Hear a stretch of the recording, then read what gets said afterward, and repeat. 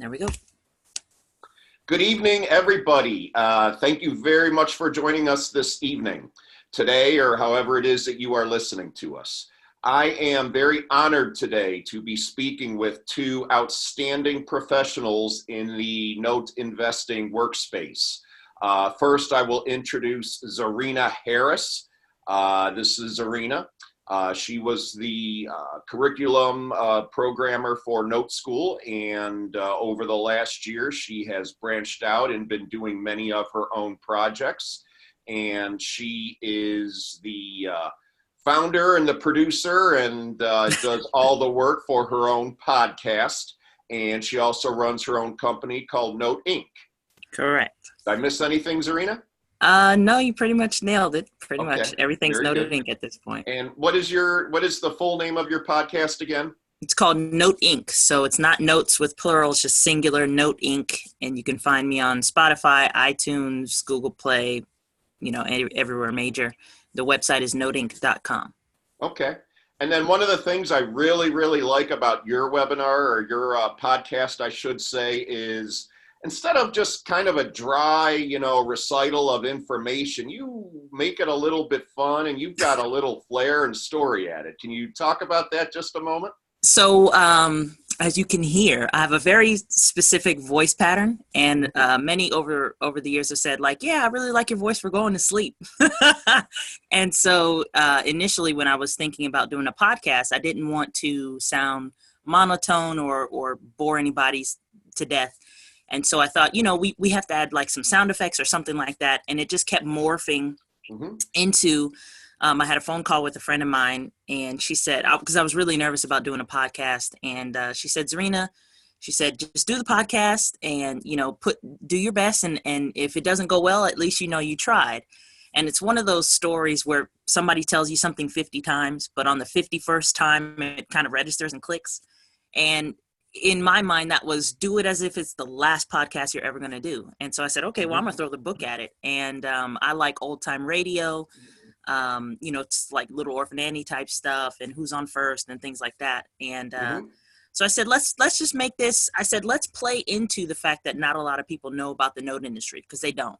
I said, instead of kind of trying to shy away from that and sort of like getting away from it, I said, let's embrace it and say that the reason why people don't know what note investing is or who note investors are is because we're really spies. And we don't let the secrets out. And so the podcast is it's the world's only fictional spy-themed note investing podcast. And I have a co-host of sorts. His name is Chauncey Whittingham. He's my handler. He's a British guy. People think that's my voice. It's not.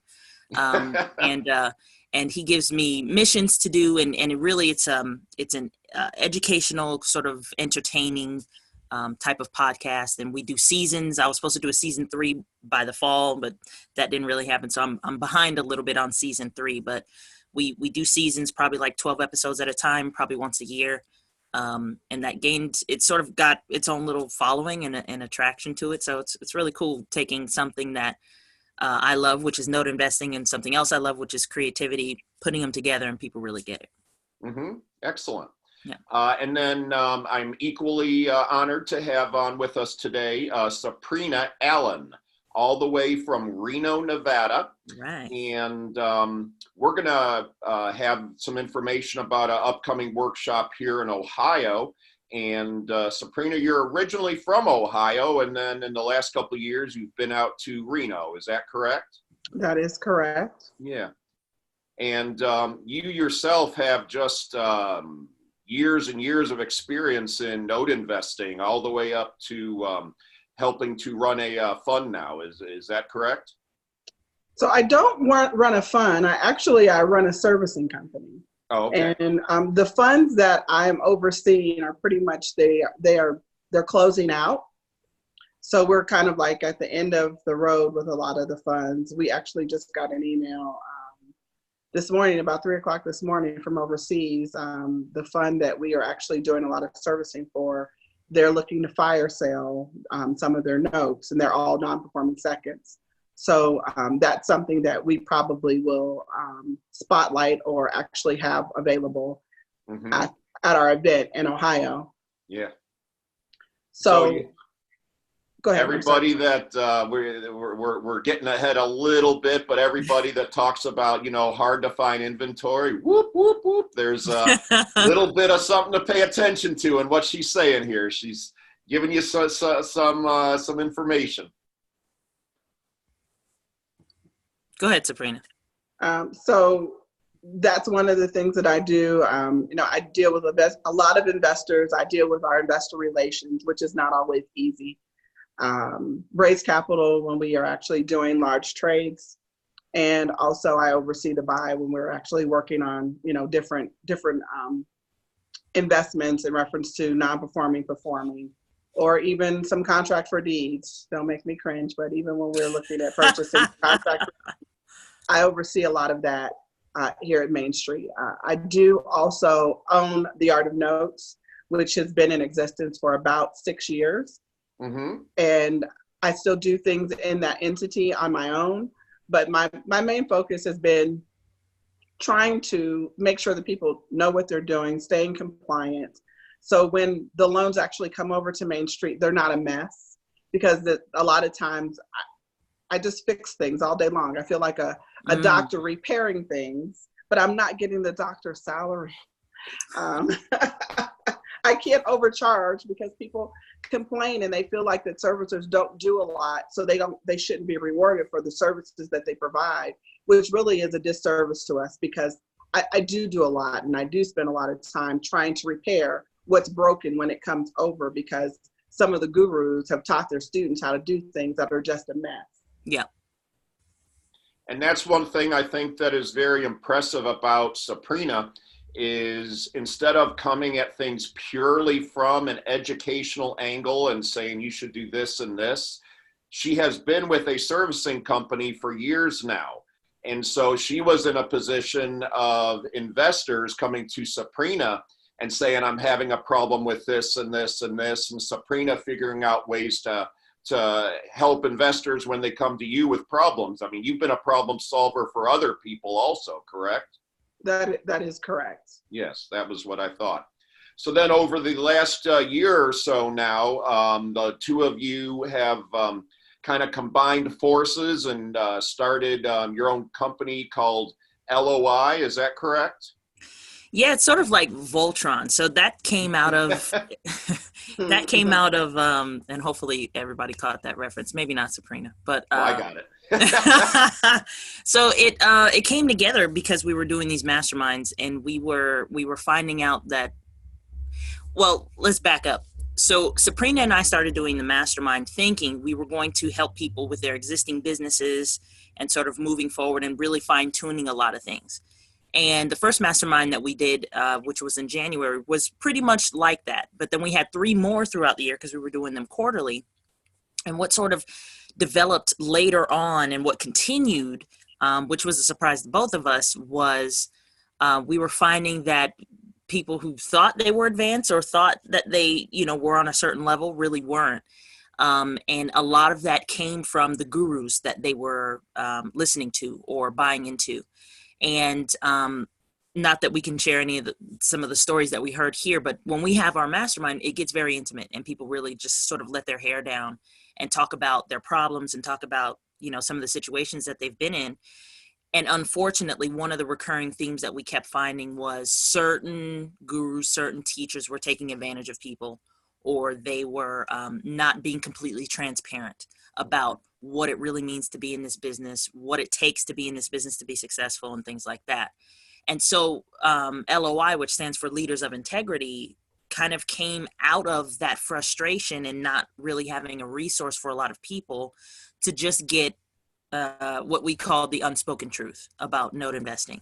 And it's Saprina, I, and the Revival Brothers really just kind of coming and connecting. We all each have our own individual things, but it's really something that you can take virtually 4 different individuals, and they all have this common goal of really trying to reach people in this business and sort of just lay things straight so that everybody can be on the same page and really make the profits that they thought they were going to be doing. So you have anything to add to that, Saprina?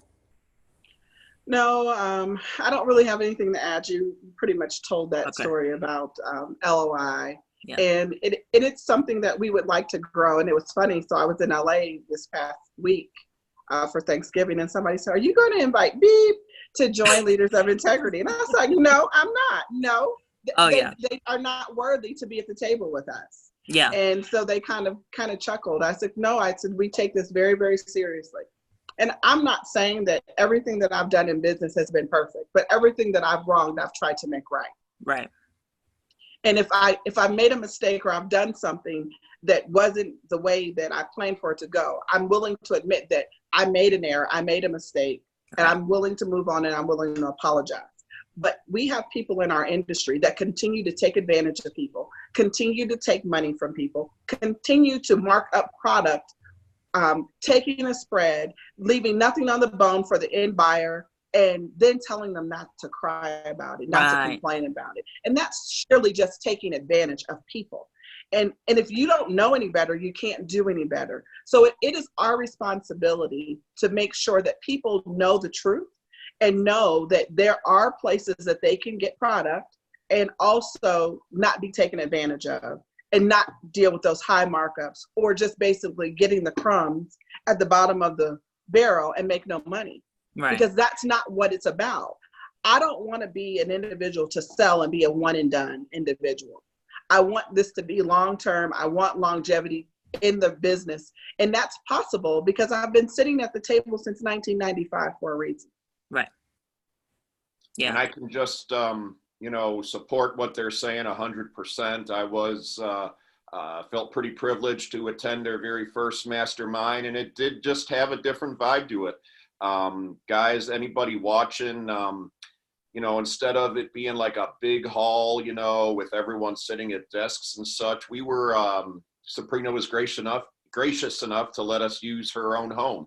And we had some people on couches, but deliberate, transfer of information. And Czarina and Saprina, they are not professionals that hold things back from people. I respect them both very, very much. And then Czarina, so once you put up some slides here, I know that you had those, and we're going to talk just a little bit about an upcoming event in Ohio that the two of you are doing here on December the 14th. Correct. And we've got a slide about that in a little bit. So I guess the other thing that's really worth mentioning that Czarina touched on, well, both of you touched on, is you both have enough experience, but as both professionals and educators, in order to kind of tailor what it is you're doing and what you were planning to do, but you're also able to kind of read the room a little bit and see who you have attending and then make adjustments as you need to provide really good content and information for people that are even just starting and then people that are a little bit more intermediate or advanced. Is that correct? Yeah, I'll speak to that. So because we're very unique. So Saprina has a lot of everyday, hands-on, I'm in the trenches kind of experience with hundreds and hundreds of investors at a time. And I have a very intimate, I'm just learning this, how do I go from zero into something with thousands of people? It really kind of hits both angles at the same time. And so we're able to pivot when, like when we had the subsequent masterminds, we were able to pivot and really kind of drill down into what the people in the room really needed. Mm-hmm. And sometimes, for some of the newer folks, kind of like, okay, you guys are way up here. Can you come down a little bit? And sometimes we were surprised because these are things that we thought they should have known already. Not to put anybody on the spot, but there was one particular instance, and I'll never forget this, where someone in our mastermind asked us, what's the difference between a mortgage and an assignment of mortgage? And this was after they had already deployed hundreds of thousands of dollars to people to help them, do notes in the note business. And so it was really heartbreaking at the same time. Of course, we answered the question. But, sometimes you're not expecting to get those kinds of questions. And then also with some of the more advanced people, it was funny because we had, and he knows who he is. We had a guy in a mastermind, and he was, he was pretty advanced. And I said, okay, we're gonna go over, what was it, Saprina? Were we going over partial? We were doing Partials, partial. right? And I said, I'm just gonna, lay some groundwork. And so he's like, oh, I already know this, And, and so I whipped out a calculator that I made for Note Inc. And I just started running numbers. And I said, hey, this is the other side, because what we found is a lot of people are sort of stuck on the non-performing notes right now, when there's a lot more money to be made if you expand yourself out a bit and start doing performing as well. Sort of, you're cutting yourself off by literally half the other industry. And so I wanted to show them in real time what that looks like. What does it look like when you start to mix the two? Like, if I go over to performing, what does that look like, and what kind of money can be made there? And long story short, after I got done crunching numbers, this guy who was so advanced and knew everything or whatever, he came up and he said, can I get that calculator, and can you help me out with this? Because, just sort of seeing what partials can do. And not only that, but what performing notes can do when you sell them to passive investors, for instance, and what kind of money that makes you. One of the things with non-performing notes is no matter what time you get that, it's a waiting game. It could be 3 months, it could be 3 years, right? Whereas performing loans is much, much quicker. And so one of the questions that came out of his mouth was, how long does this take to do? And I was like, well, as long as you can get the closing done in about 7 days. And so there's something in it for everybody, even the people who think like, I already know all this stuff. We always end up surprising people. Mm-hmm. Yeah, I agree. So and with the market shifting so much and the cost of assets right now, you do all this work and you end up with the same return sometimes when you buy a performing note versus what you paid for a non-performing loan. The time you've waited, the cost of money, the foreclosure costs, the holding time, the servicing fees, you really end up at the same place. Right. And it took you so much longer when you're buying non-performing paper. Yeah.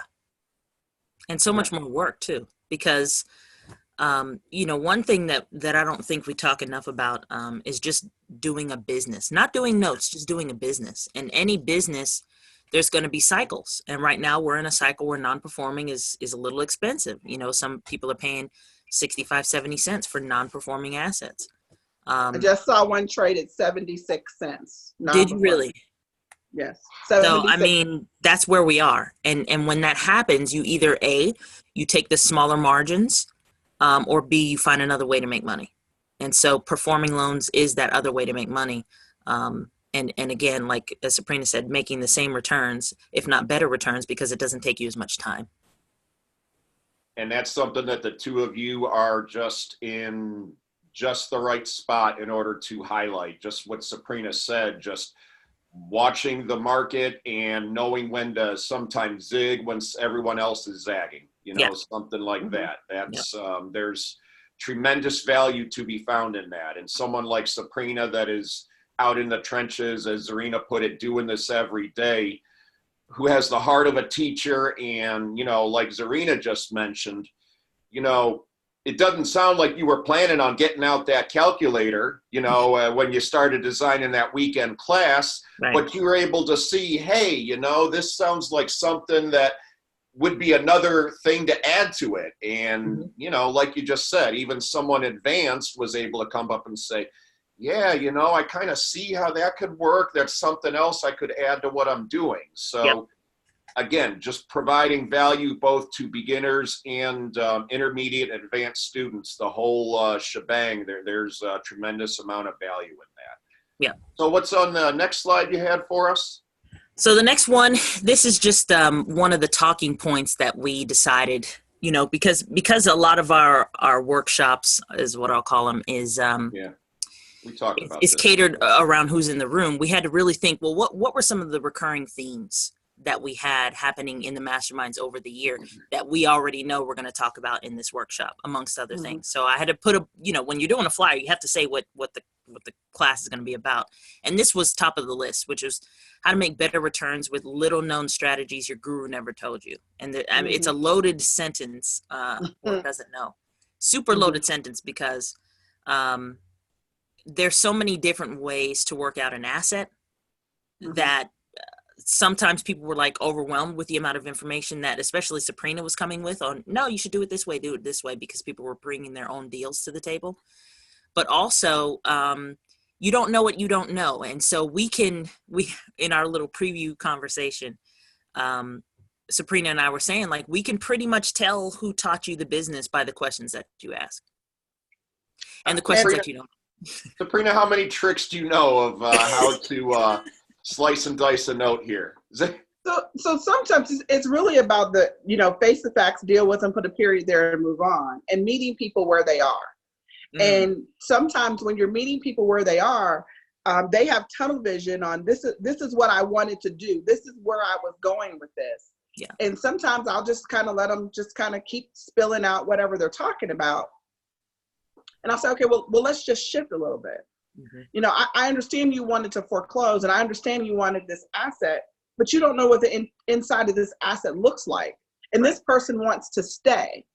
So how can we make this a success or a win-win for both parties? The borrower, who means a whole lot to me, and you have to remember that there is a heartbeat in every home. Right. And then the investor, who wants to make huge returns, and the only way they think they're going to make a profit is if they foreclose, put them out, fix it up, and sell it. Well, you've done a whole lot of work versus just going ahead and letting the borrower pay after they've completed a hardship package and you've collected their financials to make sure you put them in a good place, turning that loan into performing, selling off the first 100 payments and keeping the back end, and you've made your money back with a profit, and now you still have the other payments left. You still have 100 or 120 payments left that you can benefit from.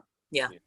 Those are the things that I will look at, and I will call somebody out and like, oh, and then you don't really have to do as much work. And then you haven't had to put up any more money in order to make this a win-win for right. you and the borrower. Yeah. I would say a lot of that comes out of just impatience. We get a lot of investors who come into the business and they don't have the patience of a note investor. You have to be really patient. And one example that I used at the Mastermind was of a couple that I knew. No, I still know them. And they bought an asset years ago. They got it really, really, really cheap back when notes were reasonably priced. And I think all in, after they purchased the asset, they were probably in it for around $11,000. And they ended up getting a deed in lieu because the family had moved out, but they were still cutting the grass. God knows why. So they thought it was occupied, but it wasn't. They were just kind of keeping up maintenance on the house. And so they ended up getting a deed in lieu from this family. And so they avoided foreclosure costs. And instead of, putting the money into the property and seller financing it or just selling it off, they ended up wholesaling it to somebody else who bought it off of them for $20,000. So in their mind, they're thinking, oh, I just made a quick $9,000. The guy puts anywhere from $5,000 to $6,000 into, new shingles and a little bit of paint and just a trash out, and ended up selling the house for about $45,000. So them looking back on that particular deal, and I hear it from them from time to time, and I've known them for at least 7 or 8 years now. Looking back on that is one of the biggest regrets that they have in all of their deals that they've ever done. And they've done a ton of deals. But they said, you know what we could have done? We could have seller financed that and had passive income for ourselves, because where they were then is not where they are now. And where they are now is, I really want more passive income, because they're getting older and they don't want to always have to be, the boots on the ground and the people, doing the hands-on stuff in a particular house. And so, again, that comes from just a quick turn, quick mindset. I need this money right now.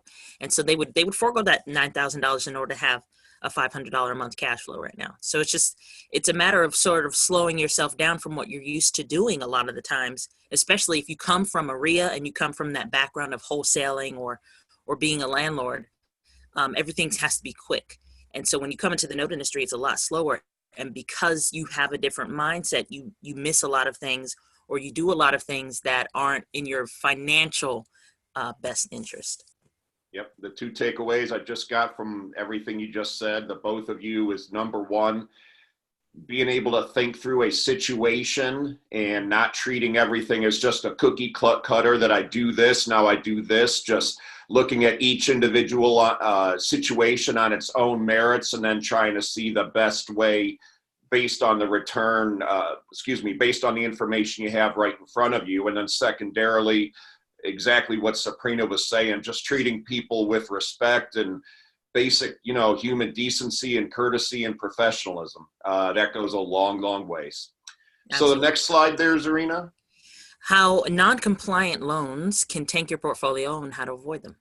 Yeah, so even like your, advanced people that maybe already own a number of loans, yeah. If this is not something that you pay attention to, it doesn't mean there's no risk there.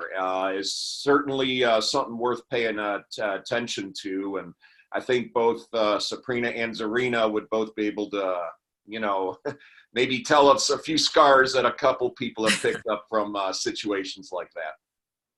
Well, I'm gonna let Saprina go first. I have one in mind, but she can talk about compliance all day. So one of the things that people don't know is like there's still a lot of trash dripping into our space. Yes. Even from 08, 09. There's a lot of big lenders, big people who had lawsuits against them, who actually have judgments against them. And what you don't realize is if you have not done your research on those non-compliant loans that are still being sold, guess what you can't do? You can't foreclose. Mm. We have a lender right now in Cuyahoga County that we have loans that we're servicing that was caught up into non-compliant loans. I think they have a 1.3 judgment against them right now as we speak. Wow. So in that loan, the only thing you can do is actually get the homeowner to try to perform, to make payments on that loan. You cannot get into Cuyahoga County court on a foreclosure on that particular set of loans that was traded down into our space. And people who did not do their research did not understand the ramifications of that pending lawsuit that may have even showed up on title. Right. When they pulled title, didn't really think that it would affect them because it wasn't them, but they didn't understand it followed the paper. And now you can't foreclose. So now you have, $100,000, $200,000 out there in notes that you can't really do anything with if you can't get the borrower to perform. That's what's known as a sinking feeling. Absolutely it is. Yeah. And sometimes the homeowners and the borrowers know. That's just one instance. And then we had another instance this year, some contract for deeds. An investor bought, I think, like 22 loans.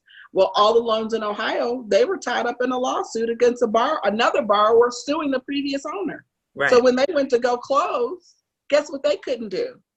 They couldn't close without paying the person who actually had got the judgment against the previous owner of the notes. Yep. A mess.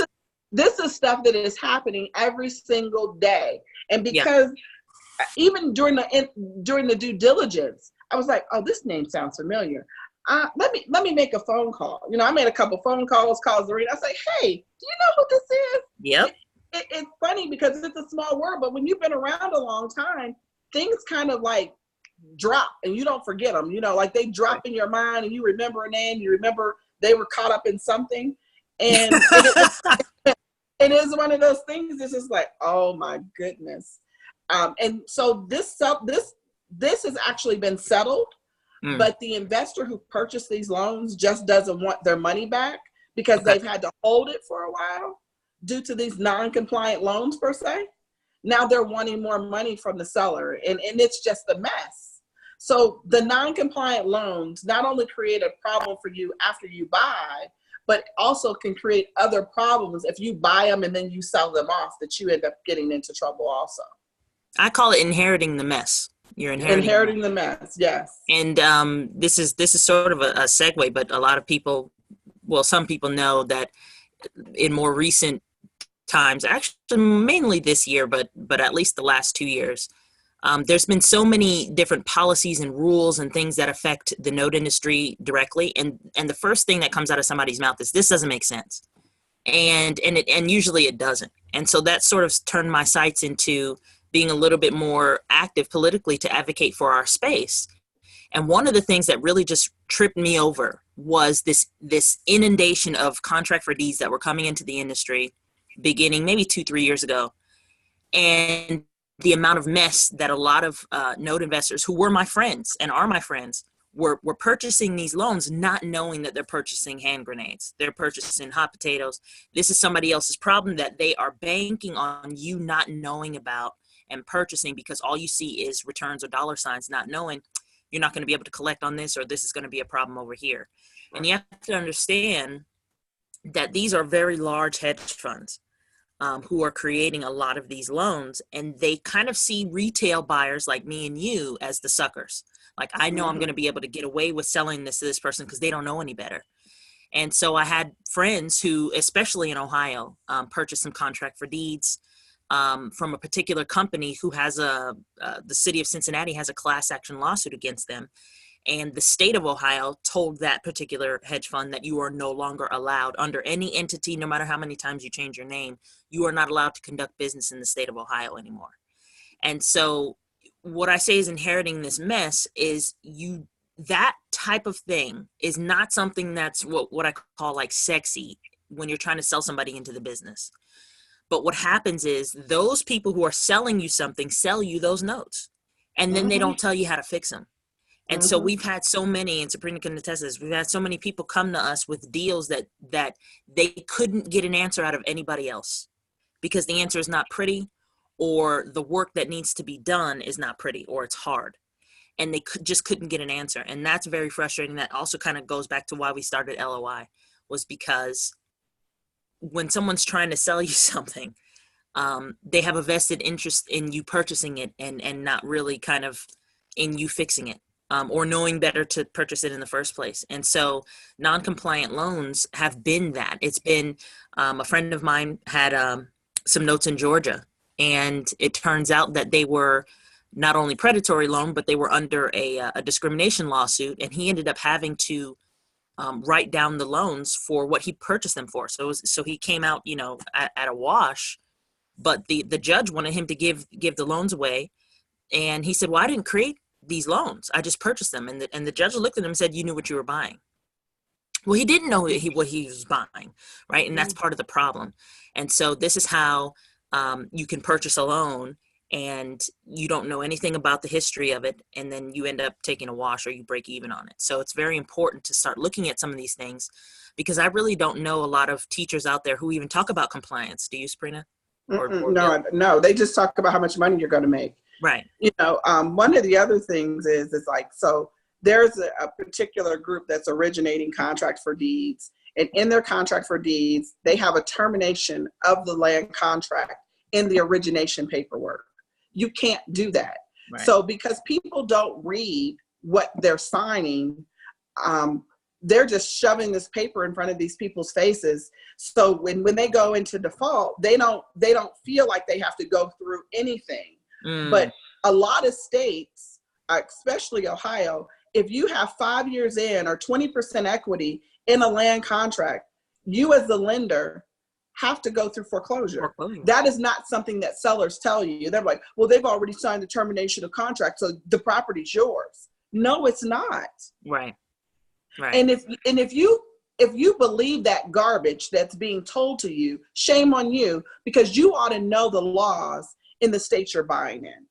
But when I first saw like the termination of land contract, I was like, this isn't right. No. So then I'm like looking into like every single loan that I saw the termination of land contract is with the origination paperwork, with all of the closing docs being signed.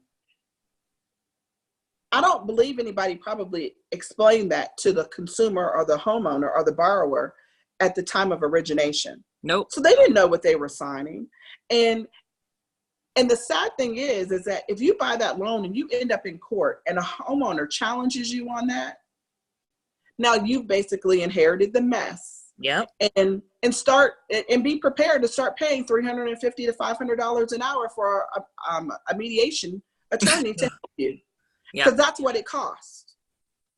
I would much rather people learn what we're going to be teaching them in this workshop and not buy certain notes than for them to go off and kind of continue this cycle of I have to get my hands on as many notes as possible, and they inherit all these messes. Because you have to understand what cycle we're in. We're at the end of a lot of these funds, and they're selling off tails, right? And I know for somebody who's new, it's kind of hard to know where you are in a storyline, right, or in a cycle. So that's good to have a perspective from somebody who's been in it from 95, and I've been in it since probably 06.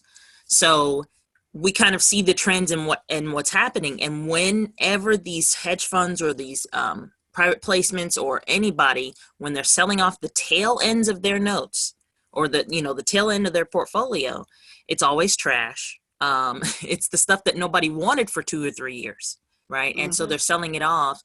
And you're thinking you're getting a good deal because they're in a fire sale mode at that point, and you might be getting a little bit more of a discount, but the truth of the matter is you're inheriting a mess. So we really want to talk about that because I don't see that anywhere, because again, it's not the sexy feature, and people are always trying to sell you something. Yep. So I think you guys just nailed it on the head there. So folks, next slide, Czarina. Yep. So if a lot of what Czarina and Saprina here have told you today, if this is of interest to you, if you are interested in note investing or already in it and you're looking for different strategies, with regards to the market, both Czarina and Saprina we'll be teaching an all-day class here in Ohio. It's in Independence, Ohio, which is a little bit south of Cleveland. And this is going to be just a little under 2 weeks from today on December the 14th. That is a Saturday, December the 14th, 2019, from 9 o'clock to 5 o'clock. And I believe I will be there. And I just agree with everything the two of them said. Like I said, they're both just experienced professionals with the heart of teachers, and they really do demonstrate a lot of integrity, both in their education and in their business dealings. And it was just a really good opportunity for anyone in the country really, but especially if you're in the Midwest, Ohio, Michigan, Indiana, Pennsylvania, Kentucky, West Virginia, anywhere around the Great Lakes region. This would certainly be a very valuable resource for you to attend. Any other words of wisdom here, Czarina or Saprina? Czarina's just put the link up on the screen for everybody to go to and be able to do that. And we'll be sharing this video in some other formats. I will make sure when I do so to include the link in the comments section.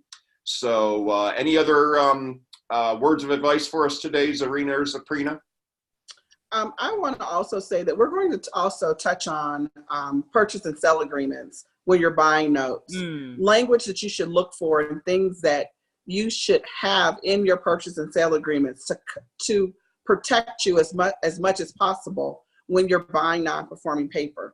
And if you're not reading those contracts when you're buying non-performing or performing paper, shame on you. But we are going to just go over some things that should be in your PSAs that you really should focus on to make sure that you're protected. Excellent. You keep saying shame on you. I'm a little nicer than that. I think some people, honestly, they don't know what they don't know. One of the things that kind of came out of this year and talking really intimately with people is how unprepared they are and they don't know it. So, for instance, there's a lot of people who don't have their own non-disclosure agreements, right? But you're operating a note business. A lot of people don't have their own purchase sale contracts. They don't have their own escrow agreements. But those are, that's kind of like saying you run a lemonade stand without cups and sugar. Like those are essential things that you need to do to operate your business. And so, it's kind of coming from behind the 8 ball a little bit, but we're trying to really just show people what it is that they're missing and then provide them with it. Not just say, hey, you're missing this stuff, isn't that great? But really kind of put tools in people's hands and really unravel some of the stuff that they were taught about the business that may not be true or just might not be true in this current cycle. So we'll see who's the nicer of the two, though. Oh, they're both extremely nice and professional people, and they both do a lot actually to help other people. I feel very fortunate to call you both my friends and mentors. So, awesome. Okay, Thank folks. you very much. Well, Thank you. you are very welcome. It is my absolute pleasure to say so.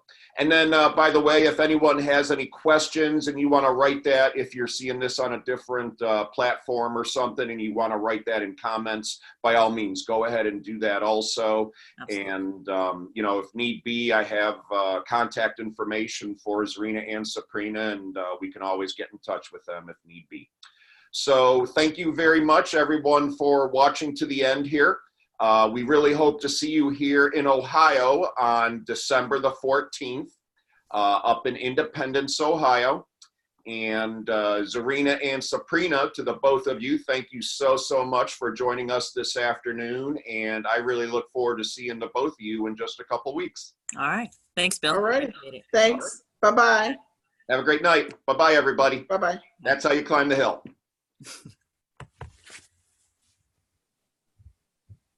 Turn the recording